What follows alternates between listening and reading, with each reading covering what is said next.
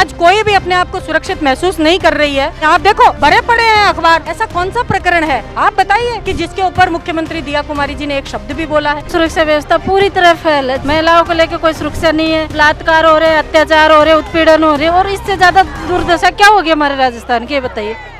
राजस्थान में सुरक्षा और स्वास्थ्य व्यवस्थाओं को लेकर देखिए सियासत गरमा चुकी है और राजस्थान की प्रदेश कांग्रेस महिलाएं जो है वो यहाँ पर प्रतीकात्मक शव यात्रा यहाँ पर निकाली गई थी। बड़ी तादाद में महिलाएं जो है यहाँ पर इकट्ठी हुई है और कई बड़े सवाल है सरकार की तरफ कि महिलाएं प्रदेश में सुरक्षित नहीं है और स्वास्थ्य व्यवस्थाएं जो है वो बिल्कुल चरमरा चुकी है। तो चलिए महिलाओं से ही बातचीत करेंगे कि आखिरकार क्या ऐसी नौबत आ गई कि उनको ये शव यात्रा निकालनी पड़ी। सारिका जी, क्या लगता है कि प्रदेश में स्वास्थ्य व्यवस्थाएं और सुरक्षा व्यवस्थाएं बिल्कुल ठप हो गई है? क्या सरकार नाकाम हो गई है? सबसे बड़ा सवाल आपका अभी सरकार से क्या है? देखिए, आप मीडिया में हैं, हर दिन खबरें छपती हैं, ये सवाल सबको पूछना चाहिए। माताएं, बहनें, बच्चियां हम सबके घर में हैं।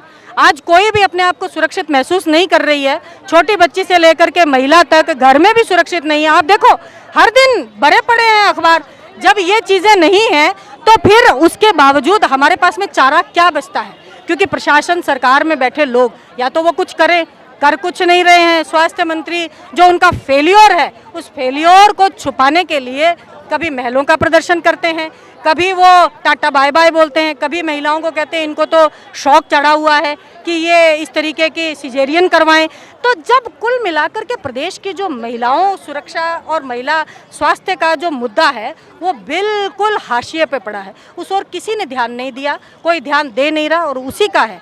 मैं आपको बताना चाहती हूँ, जब कांग्रेस की सरकार थी तो हमने अपने प्रयासों से जो मातृ मृत्यु दर थी उसको हम 105 तक ले आए थे और आज देखो वो वापस बढ़कर के 113, 116 पे चली गई है। क्यों? क्योंकि जो एम्बुलेंस थी वो बंद कर दी। बंद क्यों की? इसलिए कि क्योंकि टेंडर रिन्यू नहीं हुए। अब ये सबको समझ आता है कि टेंडर रिन्यू इसलिए नहीं हुए क्योंकि कट नहीं मिला होगा, जो कमीशन वो मांग रहे थे वो कमीशन उस कंपनी वालों ने दिया नहीं होगा, इसलिए वो बंद पड़ी हैं। और उनकी जगह जो 108 को दिया हुआ, 108 पे पहले से ही इतना वजन है। आप सोनोग्राफी मशीन की स्थिति देखो, जो पीएचसी हैं, सीएचसी हैं, उनके अंदर डॉक्टर्स की व्यवस्था देखो, कोई देखने वाला नहीं है, महीनों महीने डॉक्टर जाते नहीं हैं।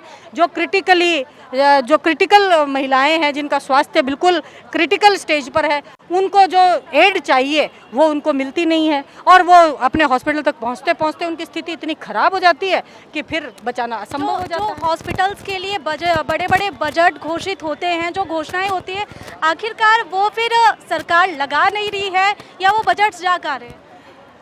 पूरी तरीके से ये सीन क्लियर हो चुका है कि राजस्थान के अंदर भ्रष्टाचार का नंगा खेल चल रहा है। मंत्रियों में कंपटीशन चल रहा है कि ज़्यादा कौन कमाए।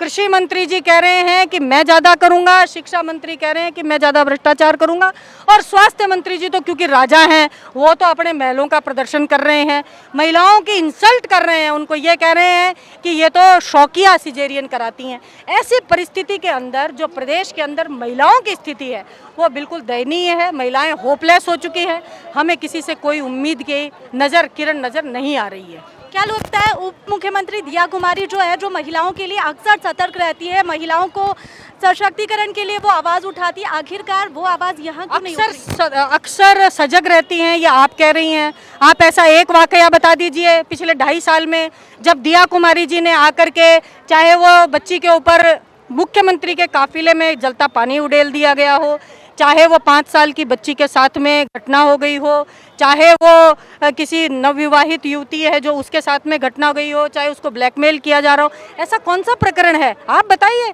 कि जिसके ऊपर मुख्यमंत्री दिया कुमारी जी ने एक शब्द भी बोला है? कौन सी सजगता है? कोई सजगता नहीं है। राजा हैं सब लोग और इस प्रदेश की जनता उनको वोट दे करके बिल्कुल अपने आप को ठगा सा महसूस कर रही है। प्रदेश का कोई धनी धोरी नहीं है। हमारे पर्ची के मुख्यमंत्री जी वो खाने पीने के बहुत शौकीन हैं और हेलीकॉप्टर की यात्राओं का उनको विशेष शौक है।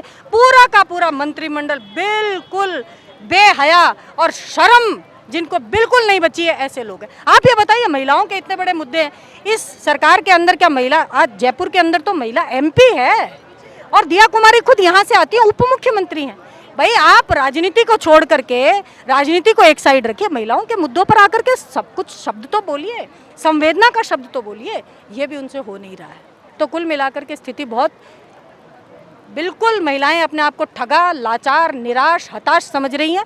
और आज इसीलिए, क्योंकि जो व्यवस्थाएं दम तोड़ चुकी हैं, उन व्यवस्थाओं का आज हमने अंतिम संस्कार करने का फैसला किया है। प्रतीकात्मक शव यात्रा में आप शामिल हुए हैं और लगातार सरकार के खिलाफ हल्ला बोल रखा है। किस तरह से देख रहे हैं स्वास्थ्य व्यवस्थाओं को और सुरक्षा व्यवस्थाओं के राजस्थान की? देखो, सुरक्षा व्यवस्था पूरी तरह फेल है। जैसे कोई डिलीवरी होती है लेडीज के, उसके लिए अभद्र टिप्पणी करना एक शोभा देता है स्वास्थ्य मंत्री को, देता है क्या? नहीं देता। राजस्थान की पूरी मतलब सरकार फेल है। किसी भी चीज़ में ले लो आप, महिलाओं को लेकर कोई सुरक्षा नहीं है, बलात्कार हो रहे, अत्याचार हो रहे, उत्पीड़न हो रहे, और इससे ज़्यादा दुर्दशा क्या होगी हमारे राजस्थान की? ये बताइए, क्या होगी राजस्थान की दुर्दशा? प्रदेश में लगातार महिलाओं की सुरक्षा को लेकर जो सवाल खड़े हो रहे थे, आज उसी को लेकर कांग्रेस की जो महिलाएं हैं वो लगातार सरकार के सामने अपने कई सवाल खड़े कर रहे हैं। और साथ ही साथ चिकित्सा मंत्री की ओर से जो दिया गया बयान था उसको लेकर भी ये यहाँ पर आज शव यात्रा निकाली गई और महिलाएं लगातार संघर्ष कर रही है। बढ़ते राजस्थान में जो अपराध बढ़ रहे हैं महिलाओं को लेकर, एक तरफ सरकार का कहना था महिला सशक्तिकरण, नारी शक्ति वंदन अधिनियम की बातें कही गई थी, तो दूसरी ओर प्रदेश के हालात आप देख सकते हैं कि किस तरह से लगातार बिगड़ते जा रहे हैं। कैमरा पर्सन राजकुमार सैनी के साथ मैं खुर्शीद शेखावत, केबीपी टाइम्स।